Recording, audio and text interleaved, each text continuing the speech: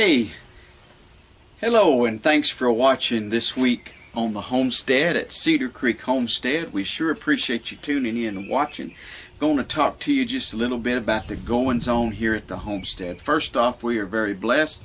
We praise God for His blessings upon us and all that He has done and all that He's going to do, and we appreciate you today tuning in and watching us. And anyway, a little bit of what's going on this week. We went to Atwood's one day. It's just a weekly update video each week of what's going on. We went to Atwood's.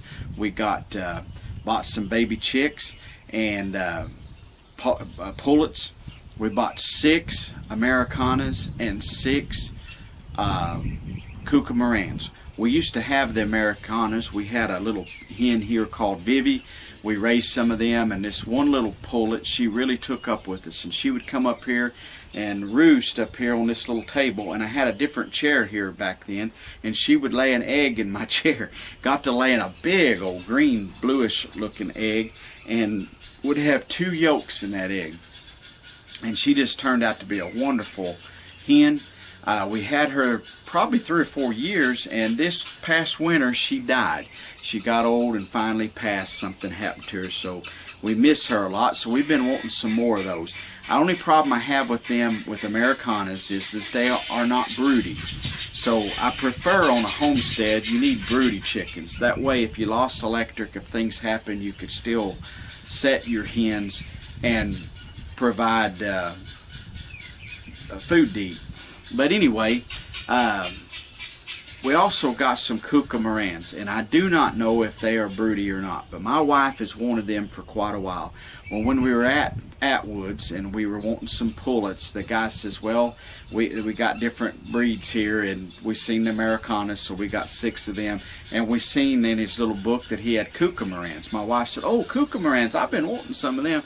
So he says, yeah, there's these right here, and they look kind of like a barred rock. They got a little white in their head and white on the front. Kind of reminds me of a baby barred rock. But anyway, he said we got some of them, so we got 6 of those. And anyway, while I was looking in the guinea barrel that they had there, and they had some guineas that were, I say half grown. The guy says they were a couple months old. I don't know if they're quite that old, but they were very feathered out, very big. If you've seen my video, you know what I'm talking about. I've got a video out about getting my bargain from Atwood's, but they were $4.99 a piece, the same price as if you get the baby chicks. Now, I'm not saying $4.99 is a bargain for a baby chick, but when you can get one that's feathered out and grown, people prefer the little small fluffy ones. But anyway, we got that, and very thankful for that, for the guineas, and we got 10 of those. And I showed that on the video, so if you'd like to watch that, well, we got a little bit about that going on. Then I ordered from Cackle Hatchery, and I ordered 15 baby turkeys, and they come in a box like this right here, and the post office calls, and my wife went and picked it up. We were excited like kids waiting for Christmas time to get our order of turkeys in. We ordered 15 bourbon red turkeys. So they get here, we open up the box, look inside, and I start counting, and only got 14. Now that's okay. That's not no big deal. I mean, you know, 14, fine. You know, we ordered 15. We paid for 15. They're $10 and something a piece plus freight. Hey, you know, that's not going to make or break me the 10 bucks. But I decide I'm going to call Cackle Hatchery, and I'll let them know that they've shorted us for 1 bird. Customer service, folks, has went down the tubes. Half the time you get someone from India or something like that that you can't understand, and they can't understand you. You know, I don't understand India language. Really, they kind of speak, the ones that speak English speak kind of a proper English with an India accent, and it's very hard to understand. Then I speak English with a Okie deal. It's hard to understand. But then I call Lebanon, Missouri, where Cackle Hatchery is, and Cackle Hatchery is we have a thunderstorm coming, and I got a little box up here that beeps when there's lightning within so many miles, and it's beeping every once in a while. If you hear that beep, that's what's going on. I thought it was my battery on my camera, but it's not. Anyway, I called up there to Lebanon, Missouri. I've been by this place before at Lebanon, and used to live up in that area and taught Votech school, and went over there before. And you got Cackle Hatchery, and there's another hatchery on the same street, and I want to say it's Murray McMurray, may not be, one of those is there. And we were up there this last fall, but I went on a trip up through that way, and we went through Branson, Eureka Springs. We went to Branson, Missouri, went to Eureka Springs, Arkansas, then Branson, Missouri, and then we went over through the Amish country, and we were going up the road, and we seen a sign that said that seed company. My mind's went blank on it right now. If I think of it, I'll print it on there, but my wife loves to order seeds from them, and we see a sign on this road that says that's that place. So my wife says, we want to go there. Then we go on up at Lebanon. We eat at Lebanon Pizza Hut, and by the way, it was very good pizza. And then we went on over to Lake of the Ozarks up there, and Osage Beach, and we had a wonderful time. But nonetheless, I've been around that area, kind of familiar with it, but they're a professional outfit, so I figure you can call them up and tell them what's going on. So I call up Cackle Hatchery, get put on hold. The lady comes on, and I said, ma'am, I got my order today of turkeys, and I was short one turkeys while I was calling. She says, what's the temperature of your brooder? Now folks, the temperature of my brooder, what does that have to do with losing a baby turkey? Y'all have lost. I'm missing a turkey. So she commits to say, I said, I'm not calling about my temperature of my brooder. I'm not calling about none of that. What I'm calling about is I'm missing a turkey.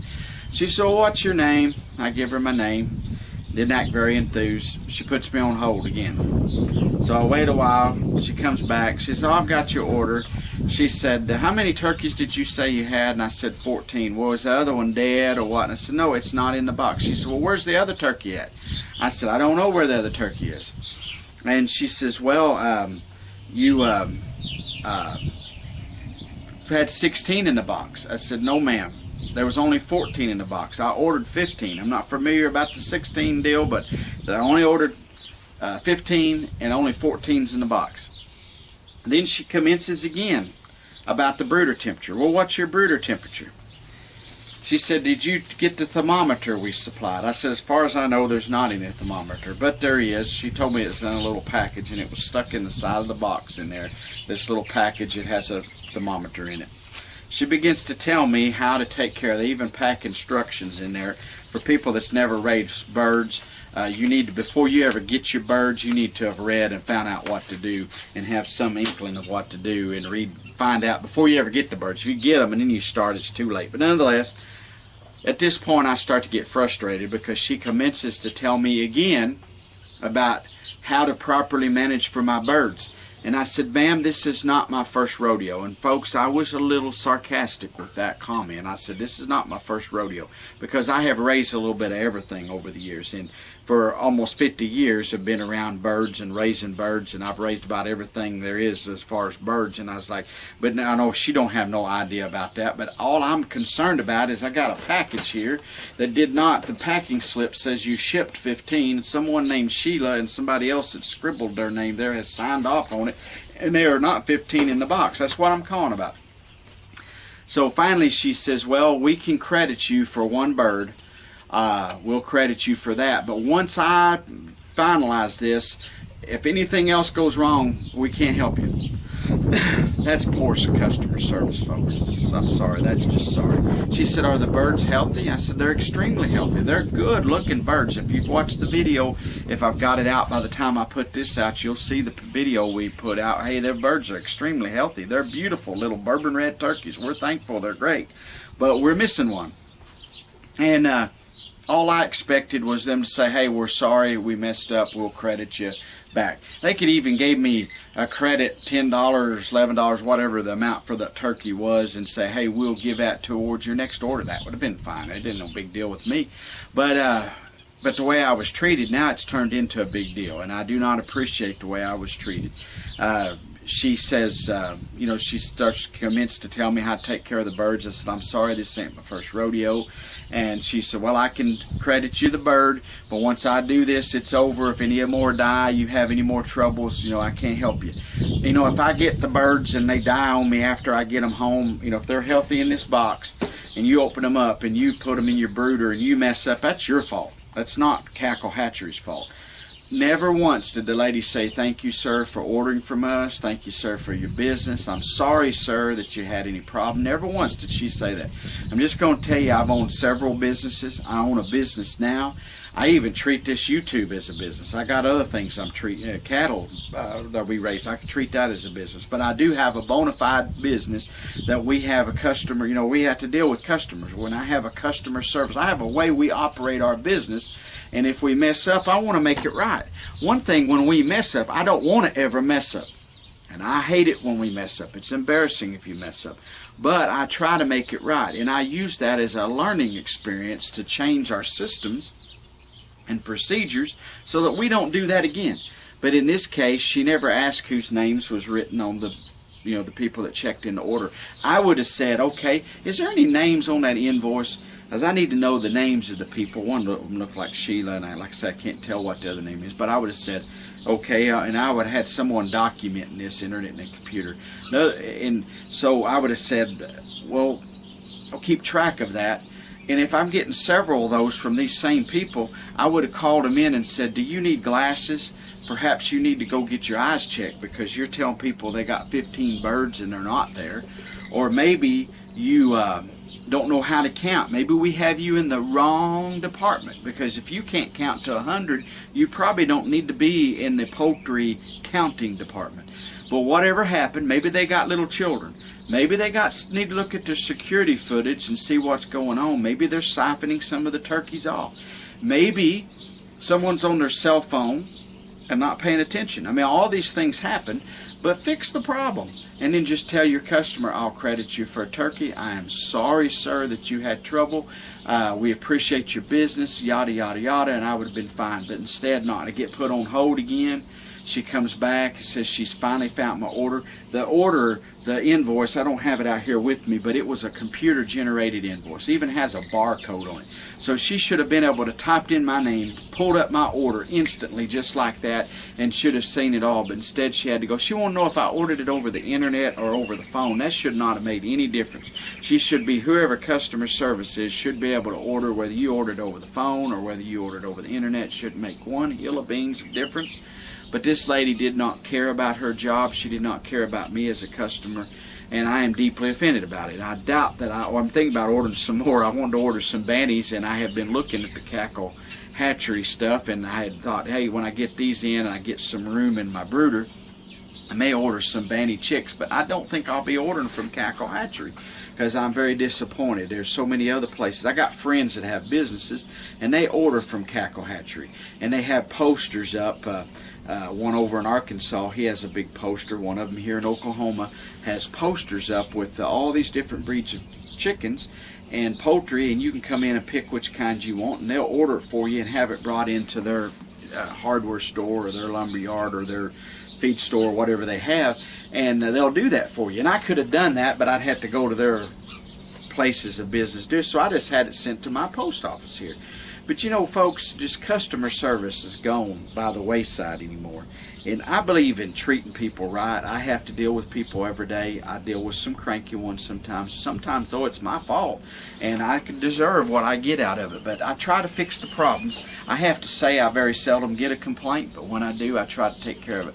But in this case, she did not try to fix the problem. She just added to it and was more offensive than she was helpful. And maybe they got so much business at Cackle Hatchery that they don't need to worry about people like me, and that I don't mean anything. Maybe there's so little profit in it that they lost money on the order, but that's their own fault. They got some turkeys missing somewhere that they sold probably to somebody else. So Nonetheless, I'm disappointed in Cackle Hatchery. If you're going to order, I wouldn't right now recommend Cackle Hatchery. I hope they see this video because it could help their business. I'm going to tell you, in business, most of what I've ever seen businesses go out for is poor management. Not from charging too much, but from poor management. I've never known a business to go out for charging too much, but I've seen a jillion businesses that go out because they charge too little and they had very poor customer service. And word of mouth today, my business, we don't advertise hardly nothing. I put an ad in the yearbook last year just because, or one of the things the local school had here, but I don't need the advertisement. I get so much word of mouth advertisements because we do a good job and I care about my customers, and I'm disappointed in this case. But enough for that. Just tell you, I'm kind of ranting and raved here about Cackle Hatchery, and I'm going to move on here. You know, I'm sure you all have your share of problems and you've dealt with things, but what I want to talk about is other goings on here at the homestead. My garden's doing really good. I've got videos about it. Been picking cucumbers. My wife's going to start canning pickles. Going to try to get some videos on that. We canned a few green beans. I got more pole beans growing. We picked the bush beans. They were kind of disappointing, but the rabbits ate a big part of them. My okra, it's starting to look better. It's not what it usually looks like because the rabbits have ate a bunch of that. I've never had rabbits eat on okra until a couple of years ago. And they get in the garden, they'll eat on the green beans and stuff, and then they'll eat on the okra, and they really like okra. And any other garden I've ever had, they've never ate on the okra. I don't know, maybe it's sweeter here or something. But my pepper plants, I stopped them from eating them because I put a cage around them with chicken wire, and that prevents them from eating the pepper plants. But they'll even eat the hot pepper plants. And my green beans, like I say, they ate them a lot, but they really got after my okra. But I got a new row of okra coming up. I got the old okra that I had planted, the early stuff. Why, it's starting to leaf back out, so hopefully it'll produce. I'm getting kind of late in the season. I'd like to see the plants up pretty good by now, but we've had cooler weather and so much rain and everything, and it's kind of slowed stuff down. But anyway, the cattle doing good. We had a late calver. Her name is Little Rosie. We call her that because her mama is named Rosie. She's a red, white-faced Hereford looking cow. She's a mixed breed cow, but she looks like a Hereford with horns. And she had this heifer calf a few years ago, and we kept her. I think it's the only heifer calf that Rosie has had. So we named her baby. I started calling her Little Rosie. Well, when it come breeding time last year, she never would settle. She kept breeding and breeding. And after about 6 months, I said, well, we're going to sell her. I usually don't let one go 6 months. It's usually, you know, if one don't breed when it's time and they don't breed in 90 days, well, you might as well get rid of them. But she bred after about 6 months, and so I just quit writing it down, quit recording it in the computer, and she's had this calf, and I was moving the cows. I seen her laying out in the pasture, and I thought, oh no, she's laid down out there, something's wrong with her. Usually that brings you an alarm when you see a cow laying down. So I go out there to check her, and lo and behold, she's got a baby calf. So thank the Lord. It's a little bull calf. I got a video I've made that I'll be putting out showing working that. If I haven't already put the video out, I'll have that. But anyway, it's doing well. We've had some more rain here. We are under, as of the filming of this video, we are under a flood watch, and supposed to get up to a potential of 8 inches through here. Our rivers and everything have receded, have gone back down into their banks. The river is still up and still in what they call flood stage, but it's just flooding like low-lying areas. It's not hurting people's homes right now. But if we get 6 to 8 inches of rain, the Arkansas River here could come back up, our creeks and streams, so we are concerned about that. You know, it's not everywhere going to get 8 inches, but they said the places within the heaviest of storms. And today it's been raining the last couple hours on and off, and we've already had a couple of inches of rain here according to my gauge, and I think I can see it from here, and it looks like we're at, if I'm reading that right, looks like about 2 inches. So we've had some pretty heavy rain, had some hail, and so today and tomorrow is supposed to be heavy rains. And So anyway, we're still getting rains, which is good for the gardens, good for the pastures and stuff, but it's a little hard to work around the homestead with all this rain, and the people that's in the floods and that's been in the floods are trying to clean up, so it makes it a little harder for them, and our prayers are out for them. We've known a lot of our friends that suffered loss right here by us, and we're very saddened for their losses, but right here where we live at, we've been spared. We're up high enough that we weren't in the floods and so forth. But anyway, we got a lot going on here at the homestead. As you know, there's seldom ever any rest at the homestead. There's always something going on at your place, and there's definitely been stuff going on here. But I do like to share a scripture, and each week when I do the homestead update, where I'm going to try to share scripture, and this week was over in Psalms chapter 55 and verse 22, and it says, cast thy burden upon the Lord, and he shall sustain thee. He shall never suffer the righteous to be moved. I'm going to read it once again. Cast thy burden upon the Lord, and he shall sustain thee. He shall never suffer the righteous to be moved. If you're living for God, and you're living according to what this good book says, you are promised the blessings that come from above, from God. And He will take care of you. I watched one of the homesteaders video the other day, and they were going through some struggles. And you were getting kind of tore up a little bit, emotionally strained. I just want to tell you something. Keep your head up. You're a servant of God. I can tell by watching your video that you're Christian folks. And if you know the Lord, He's going to take care of you. But we go through some rough times. And sometimes everything don't work out. You know, most of the time here, I'm only going to show you the good videos. I had a guinea die. Now that may not be tragic to you, but I hate to lose anything on the homestead.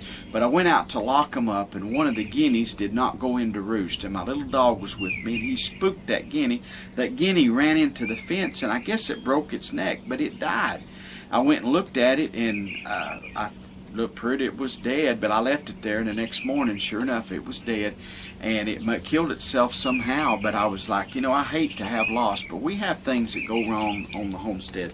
But I just want to tell you, keep your head up. God's with you. God will bless you, and but He will sustain you. He will take care of you if you put your trust and faith in God. Hey, we love you and appreciate you watching. We appreciate all of our subscribers and our loyal viewers. We look forward to seeing you next week at This Week on the Homestead. Hey, God bless you. We're gone.